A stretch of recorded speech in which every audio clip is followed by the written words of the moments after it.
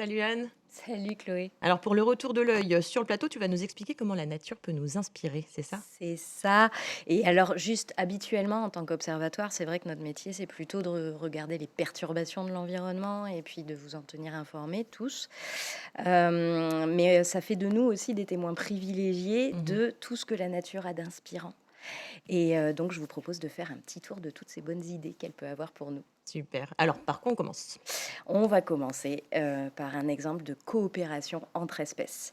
Plus précisément, d'un accord gagnant-gagnant entre 2 espèces totalement différentes, mais qui ne peuvent pas vivre l'une sans l'autre. On appelle ça la symbiose. Alors, un des plus beaux exemples, on l'a ici, c'est nos récifs coralliens. Le corail, vous le savez, c'est un animal. En fait, ce sont des milliers d'animaux qui vivent en groupe, et ces animaux, on les appelle, s'appellent des polypes. Mmh. Chaque polype accueille dans ses tissus des algues microscopiques qui s'appellent les zooxanthelles.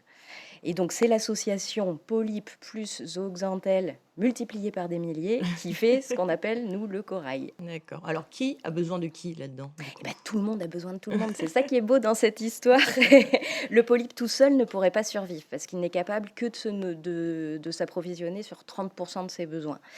Et associé à ces zooxanthelles, il a tout Mmh. ce qu'il lui faut, comme l'algue est un végétal.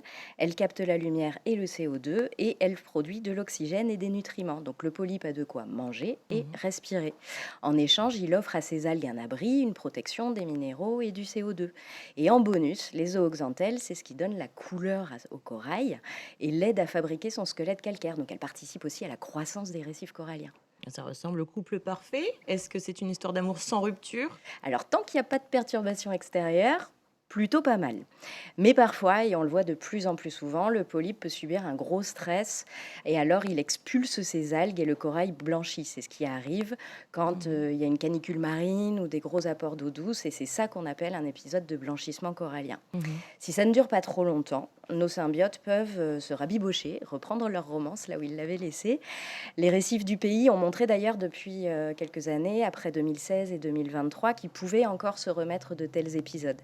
Mais de tels stress, s'ils durent ou se répètent trop souvent, c'est ce qui commence à être le cas quand même partout dans le monde, alors la rupture est consommée et le polype finit par mourir. Ah oui, donc Roméo et Juliette carrément.